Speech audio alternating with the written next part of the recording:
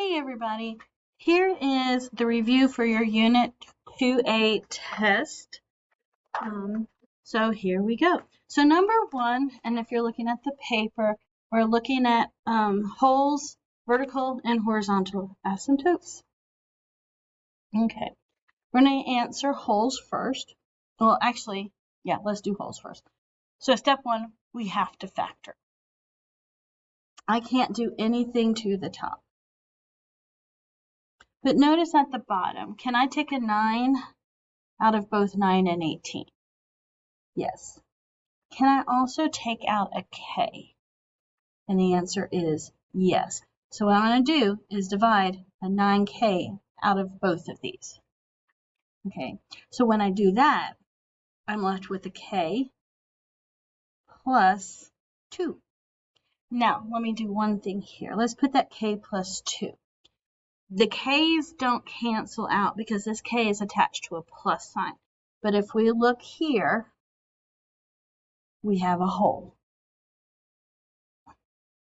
We'll put the hole. Well, we can do hole right here. So we do k plus 2 equals 0. Subtract 2 from both sides, and k equals negative 2. Okay. Now, vertical asymptote, that's when we have leftovers. So you see we have that 9k. So 9k is left over equals 0. I got to solve for k, so we're going to divide by 9. So k equals 0. Now, to handle horizontal asymptotes, we look right here. Let me change a different color. And remember, our exponents have to match. So they don't, we make a match. And so here we go, we have them. That's going to be 0 over 9, which is just plain old 0. Okay.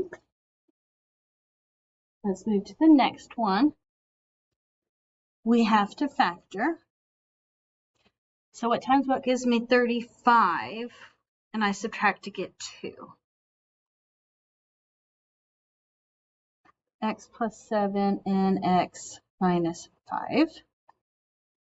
Remember, if you don't like this, you can rewrite this as x squared plus 0x minus 49, if you like. You don't have to, but this is the difference of two perfect squares.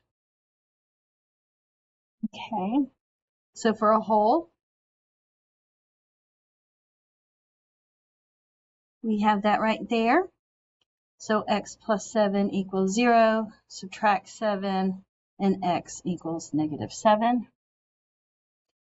Leftovers, vertical asymptote. At the bottom, remember we don't care about the top, add 7, so x equals 7. Horizontal asymptotes, right here, ooh, and this is nice because they match. So remember, understood one on top and on bottom, so my horizontal asymptote is 1 over 1, which equals 1. Okay. I hope we're doing well. Okay, so before we panic, there's an x cubed. So let's do this. Notice they all have an x. So we're going to take an x out. And we're left with x squared plus 13x plus 40. Okay, now can we factor it again? So what times what gives me 40 that adds to 13? It's not 10 and 4. 5 and 8. 8, 9, 10, 11, 12, 13. There we go. So it'll be plus 8, whoops, x plus 8 and x plus 5. Notice here we can take things out. So we can take out an 8, but notice they also have x's, so we're going to take out an x. So 8x. So that leaves me with an x minus 5, I believe it's 6. Okay, I'm just going to bring this all the way over. Do we have a whole? And the answer is yes.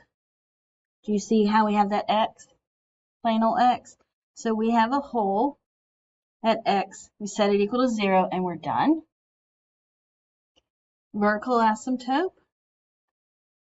Left over. So you do 8 equals 0 and x minus 6 equals 0. So 8 equals 0 does not make sense, so we throw that away. Add 6, and x equals negative 6. Last but not least is the horizontal asymptote. Notice we don't match here, so we're going to add a 0x cubed here. Now they match horizontal. So that will be an understood 1 over 0, which is an NA. Okay, so that's it for those types of asymptotes. Now let's go to the next section.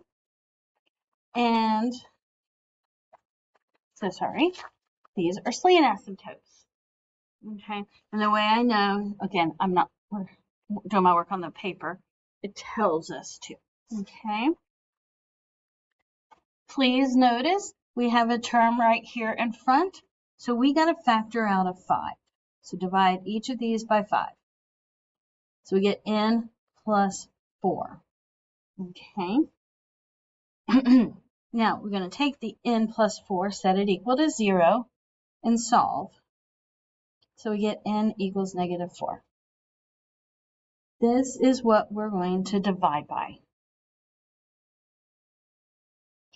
Okay, now what we're going to do is we're going to take our number and do our coefficients, 9, 8, and 11. Bring this down. We always bring the first number down. Okay. Remember, we're going to multiply here and put it right here. So that's negative 36. And we're going to add. Someone stole my calculator. And I just want to make sure my math is right. So 8 minus 36 is negative 28.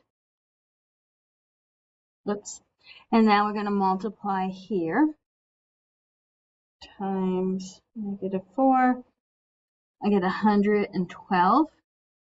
Add, and we get 123. Because we're dealing with asymptotes, slant asymptotes, I don't care about the remainder. It's useful for other things. So this would be y equals 9x minus 28. And we're going to divide by that 5. Don't forget, this 5 right here has got to come back. I can't reduce, and we're done. Okay, let's do another one.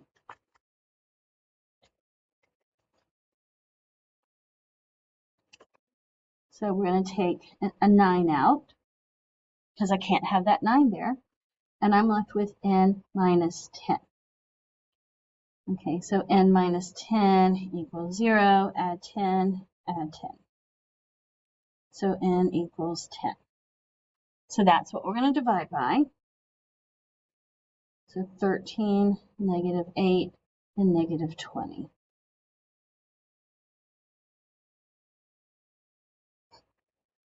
Remember, multiply and put here. 130. We're going to add that. We get 122. Oh my. Multiply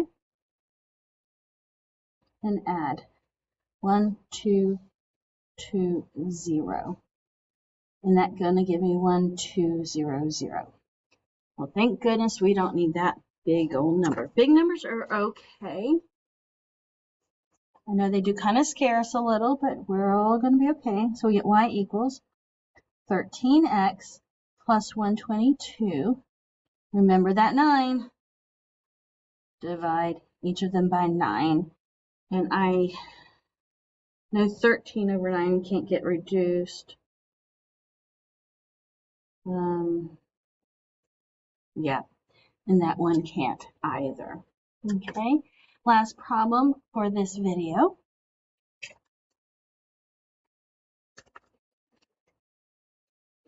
Ooh, nice. We don't have to do anything here. So we just do x plus 4 equals 0. Subtract, subtract. So x equals -4. -4, 10, 12, and -13. Bring the 10 down.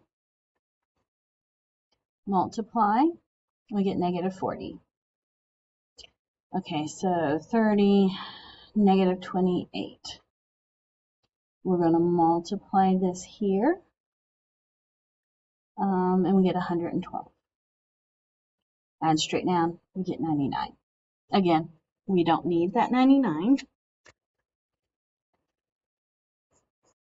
We get y equals 10x minus 28.